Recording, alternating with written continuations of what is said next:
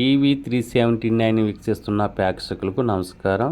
కర్నూలులో జరిగిన బస్సు ప్రమాదం వలన మళ్ళీ ఆర్టీఏ అధికారులు ప్రతి బస్సును తనిఖీలు చేస్తూ జాగ్రత్తలు తీసుకుంటున్నారు. ఇక్కడ కాకినాడ పట్టణంలో మన ఆర్టీఓకి సంబంధించిన అధికారి ఎంవీఐ హరినాథ్ రెడ్డి గారు ఇన్స్పెక్షన్ చేయడం జరుగుతుంది.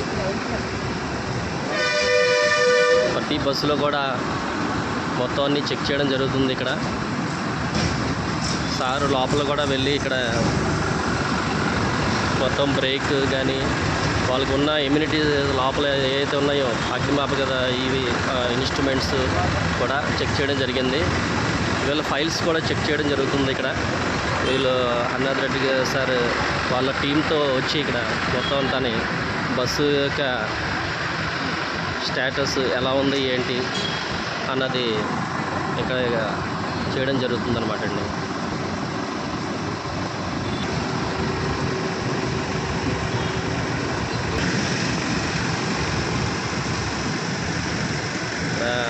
ఆర్టీఓ అధికారి ఎంవీఐ హరినాథ్ రెడ్డి గారు మొత్తం చెక్ చేసి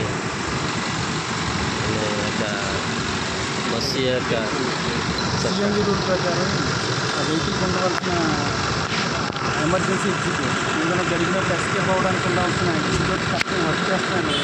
ఫైర్ ఎక్స్టింగ్విషర్ ఉండాలి, దాని మోడల్ బట్టి దాని సపరేషన్ సిస్టమ్ అలారం సిస్టమ్ ఉండాలి ఓకే.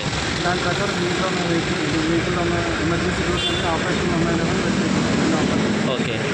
అలాగే దాంతోపాటు అలార్మింగ్ సిస్టమ్ కూడా ఉంటుంది. అలార్మింగ్ సిస్టమ్ కూడా ఉంది. Alarming okay. అలాగే పాసింజర్ లిస్ట్ మెయింటైన్ చేస్తున్నారు లేదా, డ్రైవర్ లైసెన్స్ ఉందా లేదా, అలాగే డాక్యుమెంట్స్ పర్మిట్ వ్యాలిడిటీ ట్యాక్స్ అన్నీ కూడా వెరిఫై చేస్తున్నాం. అన్నీ ఉన్నాయి. దాంట్లో ఫైర్ ఎక్స్టింగ్విషర్ కండిషన్ లేదని చేస్తాం.